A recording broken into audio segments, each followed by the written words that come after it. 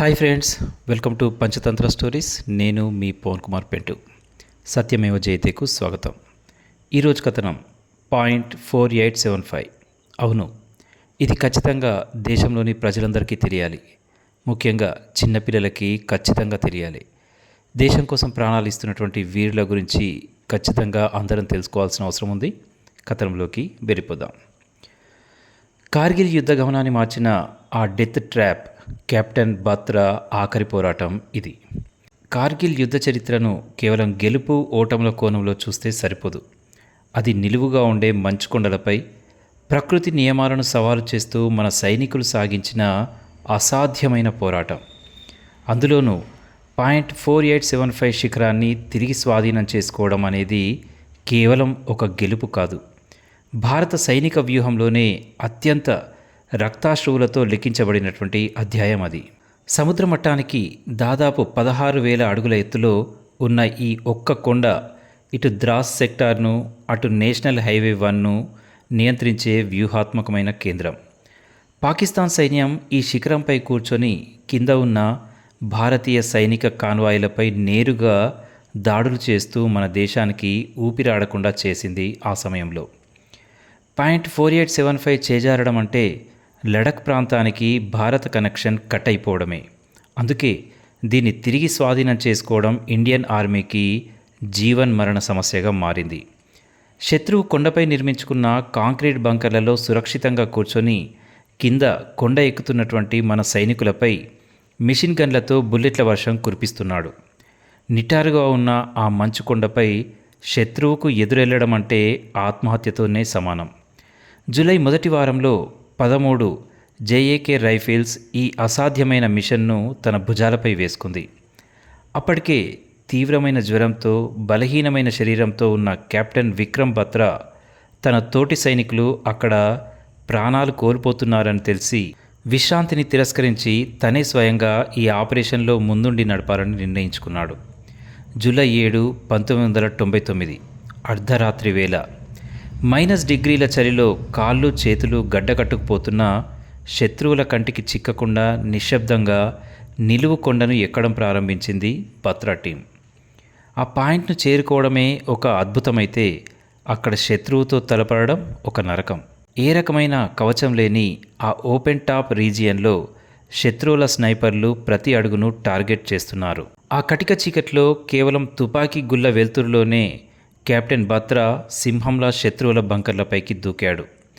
Close combat అంటే చేతులతో చేసే పోరాటంలో 5 పాకిస్తానీ సైనికులను అక్కడికక్కడే మట్టుబెట్టి శత్రువుల ప్రధాన మెషిన్ గన్ పోస్ట్ను ధ్వంసం చేశాడు. బాత్రా ప్రదర్శించిన ఆ అపరిమితమైన వేగం, రౌద్రం ముందు పాక్ సైన్యం మానసికంగా కుప్పకూలిపోయింది. అయితే యుద్ధభూమిలో వ్యూహాలు ఎంత ముఖ్యమో నాయకుడి గుండెల్లో ఉండే మానవత్వం కూడా అంతే ముఖ్యమని నిరూపించే ఒక హ్యూమన్ యాంగిల్ ఇక్కడే చోటు చేసుకుంది. పోరాటం తీవ్రస్థాయిలో సాగుతున్న తరుణంలో శత్రువుల కాల్పుల ధాటికి బత్రా సహచర అధికారి లెఫ్టినెంట్ నవీన్ కాళ్లకు తీవ్ర గాయాలయ్యాయి. నవీన్ కదలలేని స్థితిలో బంకర్ ముందే ఉండిపోయాడు. శత్రువుల మిషన్ గన్ నిరంతరాయంగా అతని వైపే దూసుకు వస్తోంది. అక్కడ సెకను కూడా ఆలోచించే సమయం లేదు. నవీన్ను రక్షించడానికి కెప్టెన్ బత్రా స్వయంగా ఆ తూటాల వర్షంలోకి పరిగెత్తాడు. నవీన్ను వెనక్కి లాగుతున్న క్రమంలో అతను అన్న మాటలు మిలిటరీ చరిత్రలోనే అత్యంత ఉద్వేగభరితమైనవిగా నిలిచిపోయాయి. నువ్వు పెళ్ళైన వాడివి, నీ వెనుక ఒక కుటుంబం ఉంది, పక్కకు తప్పుకో, నేను చూసుకుంటా అంటూ తన ప్రాణాలను పణంగా పెట్టి ఆ సైనికుడికి అడ్డంగా నిలబడ్డాడు ఆ హీరో. ఆ క్షణంలోనే ఒక శత్రువు స్నైపర్ బుల్లెట్ విక్రమ్ బత్రా గుండెల్లోకి దూసుకుపోయింది. ఒళ్ళంతా రక్తం మంచును తడుపుతున్నా, ప్రాణం పోతున్నా సరే చేతిలోని ఆఖరి గ్రెనేడ్ను శత్రువుల బంకర్లోకి విసిరి ఆ పోస్ట్ను పూర్తిగా తెరిచిపెట్టాడు బాత్రా. ఆఖరి శ్వాసలో జై మాతాది అంటూ ఆ మంచు కొండపైనే ఆయన నేల కొరిగాడు. కెప్టెన్ బత్రా చేసిన ఈ సర్వోన్నత త్యాగం వృధా కాలేదు. ఆయన చూపిన పరాక్రమం, ఇచ్చిన స్ఫూర్తితో మిగిలిన సైనికులు శత్రువులను చీల్చి చెండాడుతూ .4875పై త్రివర్ణ పతాకాన్ని సగర్వంగా ఎగిరేశారు. కార్గిల్ యుద్ధంలో అత్యంత క్లిష్టమైన ఈ పాయింట్ను స్వాధీనం చేసుకోవడంతో పాకిస్తాన్ వెన్ను విరిగింది. మన సప్లై లైన్స్ సేఫ్ అయ్యాయి. ఈ విజయం మొత్తంగా కార్గిల్ యుద్ధ గమనాన్నే మార్చేసి భారత్ వైపు తిప్పింది.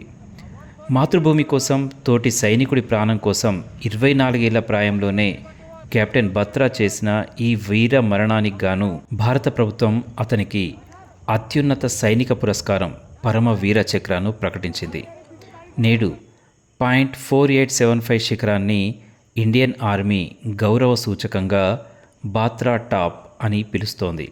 అది కేవలం ఒక కొండ కాదు, చావు ఎదురొచ్చినా తన సైనికుడి కోసం ముందు నిలబడే భారతీయ సైనిక నాయకత్వానికి, అమరత్వానికి అఖండ జ్యోతి.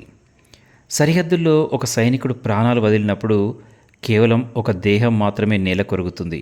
కానీ ఆ త్యాగం నుండి పుట్టుకొచ్చే దేశభక్తి దేశంలోని కోట్లాది మంది యువకుల గుండెల్లో యుగ యుగాల పాటు సజీవంగా వెలుగుతూనే ఉంటుంది. ఇలాంటి ఎందరో వీరులున్నారు. అలాంటి వీరుల చరిత్ర ఖచ్చితంగా యువకులకు, దేశంలోని ప్రతి ఒక్క పిల్లవాడికి కూడా చేరాలి. అప్పుడే దేశం పట్ల గౌరవం అనేది పెరుగుతుంది. భారత్ మాతాకి జై, జై హింద్. వీలైతే షేర్ చేయండి. ధన్యవాదాలతో నేను మీ పవన్ కుమార్ పెంటు.